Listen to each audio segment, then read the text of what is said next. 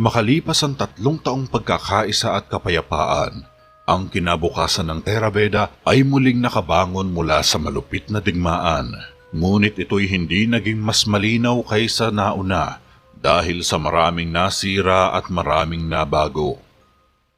Habang tinutulungan ni Javier si Haring Argo na dalhin ng kaharian patungo sa isang ginintoong panahon ng binhi ng pagkawasak, ang mangkukulam na si Raya Mondragon ay patuloy rin sa paggawa ng paraan para muling ibagsak ang kanyang kapatid.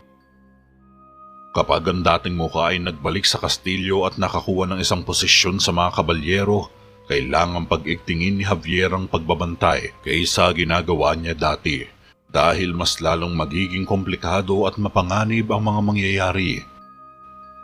Para sa bagong pagdating, ang batang druid na si Elias na ang tadhana ay wakasan ng buhay ng hari ay muling magbabalik at magdadala ng malaking kaguluhan sa Terraveda.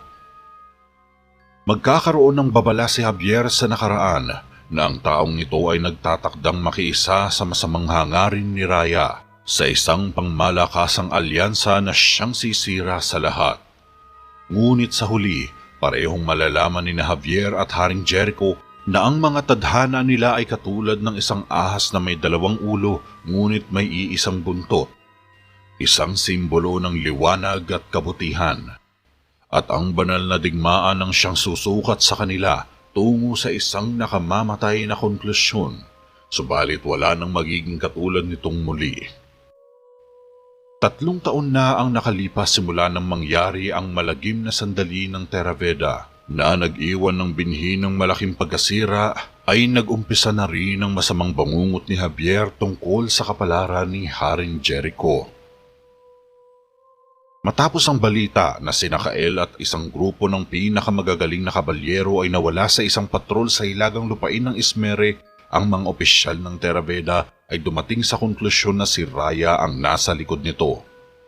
Dahil dito, nagsimula si Haring Jericho na magsagawa ng isang mapanganib na misyon kung saan kasama niya sa paglalakbay si Javier at isang maliit na bilang ng mga kabalyero upang iligtas ang kanilang kasamahang nawawala.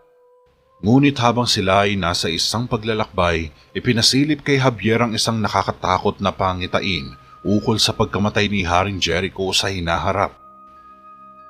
Naguguluhan si Javier nang makita ito, ngunit ipinagkibit-balikat niya lamang dahil marahil ay pinaglalaruan lang siya ng kanyang malikot na isipan. At sa pagsisimula ng kwento, mula sa loob ng kastilyo ay makikita si Javier na tumatakbo sa ilang mga pasilyo at ginagaludgod ang bawat silid na tila may hinahanap. Una niyang tinungo ang silid ng hari, pagkatapos ay sinunod naman niya ang silid ng konseho, subalit nabungaran niyang wala itong laman. Napahawak sa ulo si Javier dahil sumasakit na ang kanyang ulo sa paghahanap. Nasaan ka na ba? Nasaan ka na ba, Michelle? Bulong ni Javier sa sarili. Pagkatapos ay lumabas siya ng konseho at naghanap muli sa kabilang parte ng kastilyo. Habang tumatakbo ay nadaanan ni Javier ang mga kabalyero na kasalukuyang tinatahak ang mahabang koridor matapos ang pagpupulong sa loob ng war room. Naabutan niya si Haring Jericho na nakatayo sa ibaba ng hagdanan habang bumababa ang ilang kabalyero. Nilapitan niya ito upang ipaalam na nabigo siyang matagpuan si Reyna Michelle. "Oh, ano?" Medyo naiiritang tanong ni Haring Jericho. Nakasuot ito ng royal robe habang tinitingnan si Javier na pawisan ng muka at amoy anghit ang buong katawan. Hiya, hinahanap ko siya kung saan-saan pero hindi ko talaga siya makita. Hinihingal na sabi ni Javier. "Pambihira ka, Javier. Kanina pa ako naghihintay rito tapos yan lang ang sasabihin mo? Hanapin mo siya kahit sa ang sulok ng kastilyo. Malalagot ka sa akin pag hindi mo siya naibalik rito." Banta ni Haring Jericho. Nagulat at natakot ang binata sa narinig. "At paano ko naman naging kasalanan yun?" Reklamo pa ni Javier. Mas lalo namang ikinainis ni Haring Jericho. "Hindi pwedeng mawala na lang ng ganun ang Reyna," mahinang sabi ni Haring Jericho. Ayaw niyang maalarma ang buong kaharian sa pagkawala ni Reyna Michelle, kaya nanatili pa rin siyang mahinahon. Simula kasi nang magising si Haring Jericho ay naabutan niyang wala sa kwarto si Reyna Michelle, kaya nag-aalala siya sa asawa. Pwes, sa iyong palagay, saan siya pumunta? Tanong pa ni Javier sa batang hari. Aba malay ko, ba't sa akin mo tinatanong yan? Kaya nga kita inuutusan para alamin kung nasaan siya. Galit na sagot ni Haring Jericho. Alam mo ba kung gaano kalaki ang kastilyong ito? Akala mo ba napakadaling maghanap? Ikaw kaya sumubok maghanap? Pabalang na sagot ni Javier. Tumaas ang isang kilay ni Haring Jericho pero pinili niyang manatiling kalmado ang sarili kahit namumula na siya sa inis. Oo, alam ko. Kaya nga nakakatuwa ang pinapagawa ko, di ba? Nagpakita ng peking ngiti si Haring Jericho. Kung ganoon, dapat mo akong samahan. Ani ni Javier. Pambihira ka, Javier. Ako ang hari mo. Umayos ka. Ay, ayoko makipagtalo ngayon. Kaya pwede bang gawin mo na lang na maayos ang pinag-uutos ko? Pakiusap pa ni Haring Jericho kay Javier. Sige, susubukan kong mahanap siya. Tugon ni Javier. Dahil dito, nakahinga ng maluwag si Haring Jericho. Pwes, simulan mo na ulit maghanap. Maotoridad na utos ni Haring Jericho kay Javier. Ngunit lingid sa kanilang kaalaman, nakikinig lamang si Reyna Michelle mula sa itaas ng hagdanan ng konseho.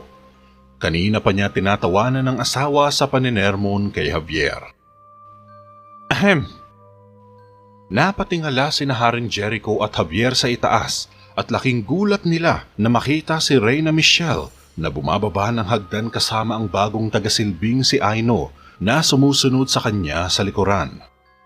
Pasensya na, nahuli ako. Paghingi ng paumanhin ng Reyna kay Haring Jericho. Nakabihis ito ng kulay dark red gown habang suot sa ulo ang kanyang maliit na korona. Huli? Naku, hindi. Marami pa akong oras para hintayin ka. Di ba, Javier? Palusot ni Haring Jericho sabay sinipo si Javier, kaya nakitawa na rin ito sa kanya. Lumapit si Reyna Michelle sa asawa upang alalayan siya sa paglalakad papunta sa silid ng trono. Nagtapunan na lang ng ngiti sina Aino at Javier sa nangyari at sinundan ng mag-asawa sa likod. Parehong pumasok sina Haring Jericho at Reyna Michelle sa throne room. Pagdating sa loob ay naabutan nilang nakaupo na ang mga magigiting na kabalyero sa mahabang bilog na lamesa, kung saan madalas magpulong ang hari tungkol sa mga bagay na nais nitong talakayin sa kaharian. Naroon na rin sa loob ang piling mga kabalyero na bumubuo ng elite group na kung tawagin ay Knights of the Round Table na sina Eliseo, Nicolas, Kael at Ramon, na matapang na grupong nakipaglaban noon kay Raya para mabawi ang Terra Veda. Mga magigiting na kabalyero ng Terra Veda, mga kapatid, mga kaibigan, inaanyayaan ko kayo sa pagpupulong na ito upang talakayin ang isang bagay. Sa loob na mahabang panahon, biniyayaan tayo ng kapayapaan at kaunlaran. Ngunit ngayon, tila isang anino na naman ang itinapon sa ating lupain. Sina Ramon at Kael na mga kasamahan natin ay pumunta sa Ismere 6 na linggo na ang nakalipas. Kasama nila ang 3 pangkat ng ating pinakamagagaling na lalaki. Ngunit wala nang balita sa kanila mula noon. Mahabang wika ni Haring Jericho sa mga kabalyero na tahimik lang nakikinig sa kanya. Habang ito ay nagsasalita, tila ipinapakita sa kanilang mga isipan ng buong pangyayari sa Ismere. Makikita sa malayo ang lupain ng Ismere kung saan nababalutan ng makakapal na nyebe habang binabayo ng malakas na hangin. Sa isang kapatagan, makikitang naglalakad si Ramon kasama ang ilan pang kabalyero. Napalingon si Kael nang makarinig siya ng matinis na ungol mula sa di kalayuan. Nakaramdam ng takot si Kael dahil sa dami ng kanyang napuntahang lugar. Alam niya na kung anong klaseng halimaw ang maaaring panggalingan ng tunog na iyon. Bukod rito, ramdam din niyang madami ang mga ito at tiyak na pinapalibutan sila mula sa mga sulok. Takbo! Sigaw ni Kael sa mga kasama. Nagtakbuhan ang mga ito, ngunit dahil sa takot ay nagkahiwa-hiwalay sila ng landas. Tumakbo si Kael papunta sa isang maliit na burol na nababalutan pa rin ng nyebe. Sinundan siya ng mabangis na halimaw dahil siya ang pinakamalapit dito. Tumakbo lang ng tumakbo si Kael hanggang sa makaakyat siya sa burol at dito ay huminto siya upang hugutin ang kanyang espada. Huminto naman ang halimaw nang makabunot si Kael na nag-aalangang sumugod dahil naging alerto na ang kanyang bibiktimahin. Mabagal itong naglakad sa gilid ni Kael at iniikutan siya. Isang malaking asong lobo ang umiikot kay Kael. Naghandang mabuti si Kael sa mga mangyayari. Sa aking kahilingan, pinangunahan ni Eliseo ang isang pangkat ng kabalyero sa paghahanap sa kaparangan ng hilaga. Subalit wala silang nakitang bakas ni Kael o ng kanyang mga tauhan. Para silang bulan na naglaho sa malawak na lupain ng nyebe. Dugtong ni Haring Jericho. Muling nag-flash ang kaganapan sa Ismere. Makikitang nakadapang nakahandusay si Kael sa malamig na sahig ng burol. Hawak ang espada habang umaalulong sa tabi niya ang lobo na tila may tinatawag. Maya-maya pa ay may dumating na isang babae na nakasuot ng makapal na itim na balabal na nagsisilbing proteksyon sa malamig na klima ng lugar. Paglapit ng babaeng nakabalabal ay tinadyakan niya ang walang malay ni si Kael na may iilang kalmot sa katawan dulot ng pagharap sa malaki at mabangis na halimaw ng Ismere. Matapos mapatahiya, sumilay ang nakangiting mukha ni Raya na matalim na nakatitig sa walang malay na si Kael. Sa halip na tapusin, napagdesisyonan ni Raya na dalhin ito sa kuta upang mapakinabangan sa mga susunod niyang pagtatangka sa paglusob sa Terra Veda. Gamit ang maliit na karo, inilipat niya ang katawan ni Kael pagkatapos ay sinenyasan niya ang mga alagang lobo na bumalik sa kuta. 6 na asong lobo ang humihila sa karo ni Raya. Makalipas ng ilang sandali, ay nakarating din si Raya sa bagong kuta, na isang lumang kastilyo kung saang pagmamay-ari ng dating kaaway ni Haring Argo. Nanonood ang isang matandang lalaki mula sa loob ng bintana nang makapasok si Raya sa malaking tarangkahan. Nang huminto ang mga ito ay basta na lang iniwan ni Raya si Kael sa labas ng may iilang nagbabantay na mga tauhan sa gitna ng malawak na hardin. Pumasok siya sa kastilyo upang harapin ang matandang lalaki na sinalubong siya sa pinto ng fortress. Isa ba yang kabalyero? Tanong ng matandang lalaki kay Raya nang makapasok siya sa silid. Sinabayan niya sa paglalakad si Raya papunta sa abandonadong trono. Gaano katagal bago makarating rito si Jericho? Tanong ni Raya sa matandang lalaki. Kalmahin mo ang iyong sarili, mahal na ginang. Wala kang dapat ipagkabahala. Hindi basta kikilos si Jericho para pumunta sa ganitong kalamig na lugar. Kumpiyansang sagot ng matandang lalaki. Nagkakamali ka, Rohan. Kilalang kilala ko ang kapatid ko. Sa mga sandaling ito, nagpupulong na siya para sa planong pagsakip sa mga tauhan niya. Wika ni Raya. Ang kutob ko ay hindi pa nagkakamali. Totoong nasilip ko ang pangitain tungkol sa kapalaran ng kapatid mo. Kapag nalaman na natin ito, magiging madali na lang ang kanyang wakas. Lintayan ni Rohan. May isang upuan sa dulo ng fortress na yari sa marmol at matitibay na bato. Umupo si Raya sa batong trono at hinarap si Rohan. Patuloy mong sinasabi yan, ngunit hindi mo masabi ng diretsyo kung ano ang kalalabasan nito. Wika ni Raya. Ang diyamairang magsasabi sa atin. Ang diyamairang susi sa lahat ng kaalaman. Tugon naman ni Rohan. Kung gayon, nasaan ang susi na ito? Tanong ni Raya. Dito lamang iyon matatagpuan sa ilalim ng iyong mga paa. Nakangiting sagot ni Rohan kay Raya. 3 buwan na tayong naghahanap at ano ang nakita natin? Wala! Galit na sagot ni Raya. Dahil ito isang sandali lamang kumpara sa walang hanggan ng kaalaman na ang susi ang magdadala. Wika naman ni Rohan. Natahimik sandali si Raya. Tumingin ito sa ibaba ng sahig tapos umakyat ang tingin kay Rohan. Kapag nalaman kong nagsisinungaling, biglang pinutol ni Rohan ang mga sasabihin ni Raya. Ang pasensya ang hakbang sa karunungan, mahal na ginang. Matuto kang pakibagayan niyon upang makamit ang walang hanggang tagumpay. Nagulat si Rohan nang biglang tumayo si Raya at galit na lumapit sa kanya. Sa tingin mo hindi ko alam yun pagkatapos ng lahat ng mga pinagdaanan ko? Sa loob ng 3 taon, wala akong nakita kundi kadiliman. Dati kaming magkaibigan ng pasensyang sinasabi mo pero ngayon, wala na. Sarcastic na sabi ni Raya. Hindi na nagsalita si Rohan. Hindi ito nakareact sa mga sinabi ni Raya.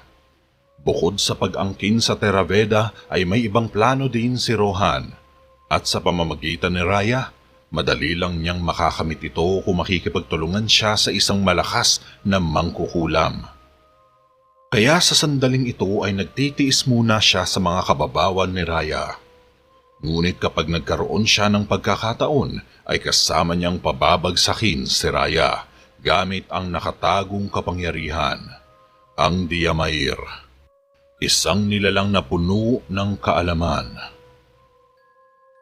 Maya't maya ay natahimik sila nang biglang bumukas ang pinto at iniluwa ang 2 tauhan ni Raya bitbitang walang laban na si Kael habang kinakaladkad sa sahig patungo sa kanila. Nagkamalay na si Kael at masama ang titig nito kay Raya. Ibinagsak ng mga tauhan si Kael sa harap ni Raya at Rohan nang nakaluhod. Prinsesa Raya, hindi ko inakala na dito pala kita makikita. Nakakatuwa ang sandaling ito. Nakangiting sambit ni Kael kay Raya. Nainsulto ang isang tauhan at tinadyakan nito sa mukha si Kael. Nabuwal sa sahig at dumugo ang bibig ni Kael. Ngunit hindi ito ininda ng kabalyero. Tinawanan lang niya ang lakas ng tauhan. Mukhang hindi maganda ang kalagayan mo ngayon, magiting na kabalyero. Sarcastic na wika ni Raya. Mukhang ganun na nga. Dinura ni Kael ang dugo mula sa bibig habang siya ay nakahandusay sa sahig. Dapat alam ni Jericho na hindi niya dapat ipinadala ang mga tauhan niya sa malayong hilaga. Pero pinagawa niya pa rin. Bakit, Kael? Ano ang plano niya? Tanong pa ni Raya. Ituloy mo na. Patayin mo na ako. Wika ni Kael na wala man lang bahid ng takot sa mukha. Ngumiti si Raya. Gagawin ko. Ngunit kailangan mo muna akong tulungan upang mahanap ang isang bagay. Makahulugang sambit ni Raya kay Kael at hinawakan ng sugatang labi ni Kael. Mula sa ilalim naman ng kastilyo ay makikita ang ilang mga kalalakihan na pinupukpok ang mga malalaking bato sa malawak na underground kung saan makikita rito si Ramon kasama ang kanyang mga tauhan. Nabihag din pala sila ng mga tauhan ni Raya nang magawi sila sa silangang teritoryo ng Ismere. Gamit ang matitibay na piko ay sabay-sabay na pinupukpok ng mga kalalakihang bihag ang matitigas na bato sa malawak na underground.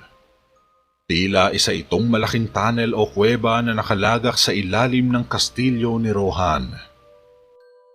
Salasalabid ang makikitang mga bato rito at nakahanay ang mga ito ng ilang palapag sa ilalim ng lupa.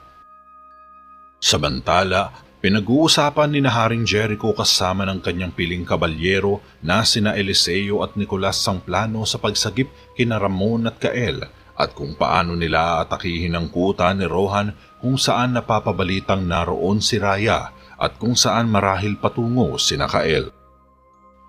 Kasama rin sa pagpupulong na ito sina Mang Rigor, Javier at Reyna Michelle. Nakapalibot ang 5 sa parehabang lamesa na may isang nakalatag na mapa sa ibabaw. Nakasandig lang sa likod si Javier sa pinto na tahimik na nakikinig sa pagpupulong. Sinisikap ng grupo na magplano ng ibang ruta na di matutuklasan ni Raya at si Reyna Michelle ang unang nagmungkahi na dumaan sa lupang sakop ni Reyna Atasha.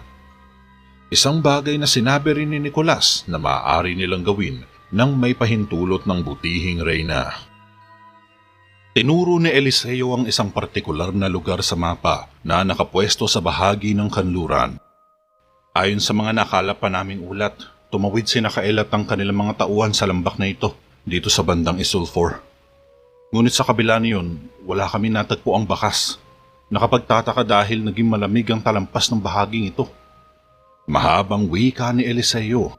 Saan nanggaling ang impormasyong ang kuta ni Rohan ay nasakop? Tanong ni Haring Jericho kay Eliseo. Marami akong narinig na chismis, kamahalan.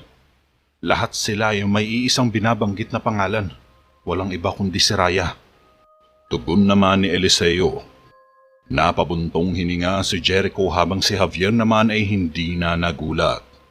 Hindi na kasi lingid sa kanyang kaalaman na mabubuhay pa si Raya sa kabila ng mga natamo nitong pinsala sa kanya. Kung gayon, wala na tayong oras na dapat sayangin.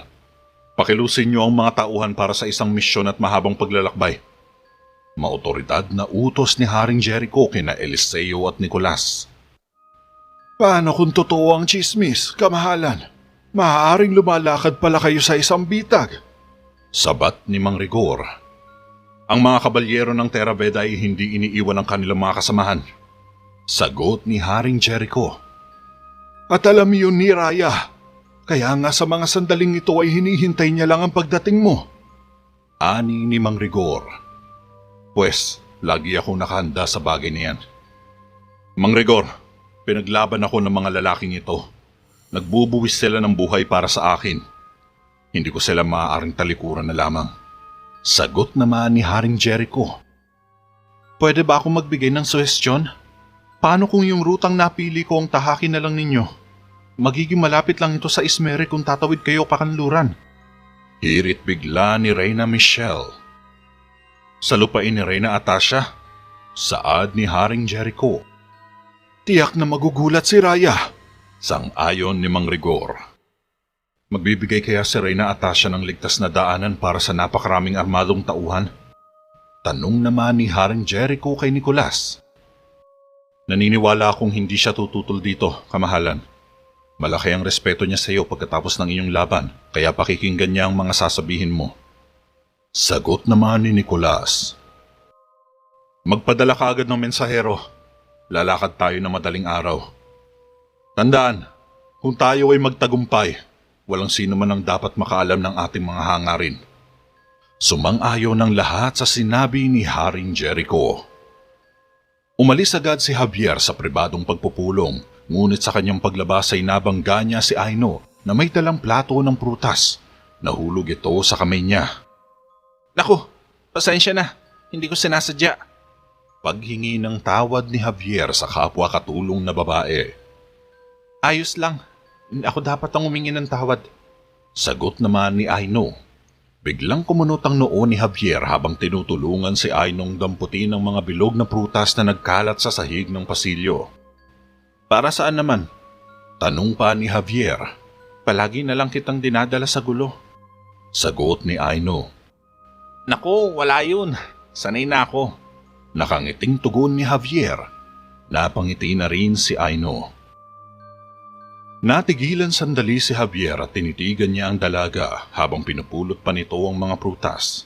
Sa sandaling ito ay ngayon palang napansin ni Javier na may itinatago palang ganda ang katulong ni Reyna Michelle. Bukod sa makinis na mukha ay maputi at maganda ang hubog ng katawan nito. May taas itong 5 talampakan at balingkinita ng katawan. Medyo blonde ang buhok na bahagyang kulot. May makikipot na labi at mas lalong lumalalim ang dimple sa pisngi kapag ito ay nakangiti. Hindi tuloy maiwasan ng binata na humanga sa ganda ni Aino. Natigilan ng dalawa nang sumigaw si Haring Jericho sa loob ng kwarto. Javier! Napangiti na lang si Javier nang marinig ito. Dapat ka na rin masanay kapag narinig mong nagagalit siya. Ganyan lang siya sumigaw, parang babae. Biro pa ni Javier kay Aino, kaya napangiti na lang ang dalaga. Javier!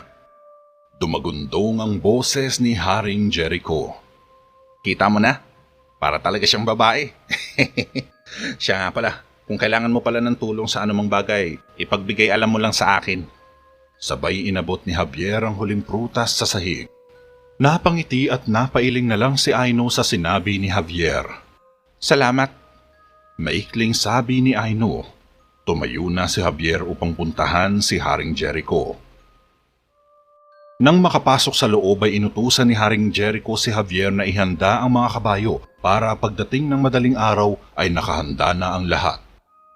Tinapunan pa siya ng makahulugang tingin ng tiyuhin na halatang hindi sang-ayon sa planong gawin ng batang hari, pero wala nang magagawa si Javier kundi samahan ito para laging protektado sa kamay ni Raya.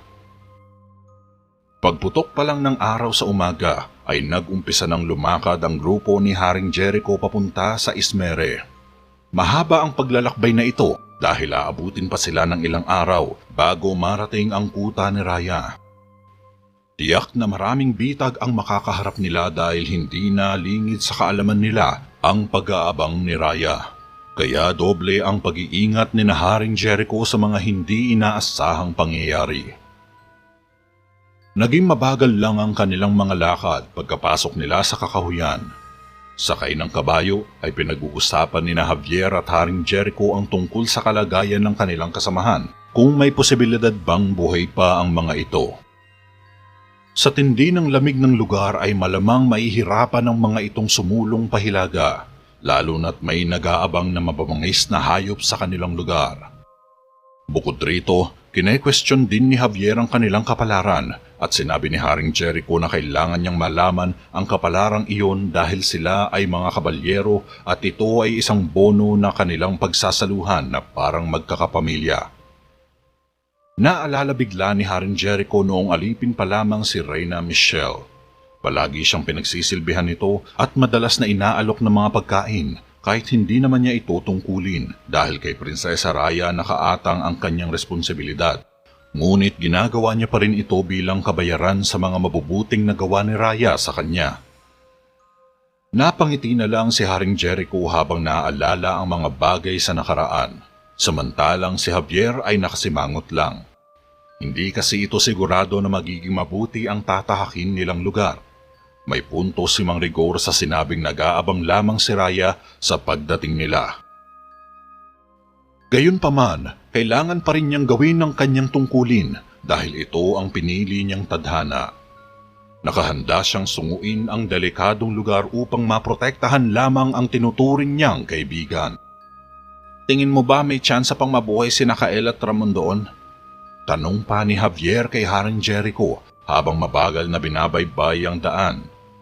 Nasa harapan nila ang isang grupo ng mga kabalyero na mabagal lang din na naglalakad. Ito ang magiging frontline nila kung sakaling may mangyaring engkwentro. Kinakailangan nating alamin yan. Ngunit sa aking palagay, isa itong bono na ibinabahagi natin sa kanila. Kaya kailangan natin maniwala. Sagot ni Haring Jericho. Naiintindihan ko. Sambit naman ni Javier. Pero kung ikaw ang nawala, Javier, hindi na ako magkakaproblema pa. Pabirong dagdag ni Haring Jericho at nauna nang maglakad kay Javier. Napikon man, hindi na lang ito pinansin ni Javier at sinundan niya na lang si Haring Jericho sa tinatahak nito. Samantala, sa ilalim ng kastilyo ni Rohan, makikitang magkasama si Nakael at Ramon sa pagpupukpok sa mga bato ng kuweba. Ilang oras na nilang ginigiba ang matitigas na bato sa lupa pero wala pa rin silang makita. Hindi nila alam kung ano ba ang pinapahanap sa kanila ni Raya, ngunit malaki ang paniniwala nila na may malaking pakinabang ito sa mangkukulam, kaya nagsusumikap itong mahanap sa lugar. Sandaling nagpahinga si Kael upang sumingit kay Ramon na abala sa pagsira sa malaking batong nasa kanilang harapan. Kanina pa siya nagtataka na wala ang iba nilang mga kasama sa tabi ni Ramon. Marahil ay nasa kabilang bahagi ito ng kuweba o kaya naman hindi sila nakaligtas sa mabangis na hayop na umatake sa kanila. Gayunpaman, malaki pa rin ang paniniwala niya na buhay pa ang mga ito at nahiwalay lang ng kulungan, dulot ng bilang ng mga kalalakihan sa ilalim ng kuweba. Nahanap mo na ba yung iba? Tanong pa ni Kael. Oo, pero yung iba nasa ibang ibayo. Sagot ni Ramon. Alam ba nila ang hinahanap natin? Kasunod na tanong ni Kael, sabay ginala ang tingin sa paligid. Patuloy lang sa pagpupukpok ang mga kalalakihan na nagmula pa sa malalayong lugar. Mga dating magsasaka ang mga ito na nabihag ng tauhan ni Raya matapos ang pwersahang pag-angkin sa mga lupain sa Karatig Bayan. Isang uri ng susi, yun ang narinig ko. Bulong ni Ramon. Susi sa ano? Pagtataka naman ni Kael. Hindi ko alam, pero sabi ng mga yan, nababato na raw si Raya.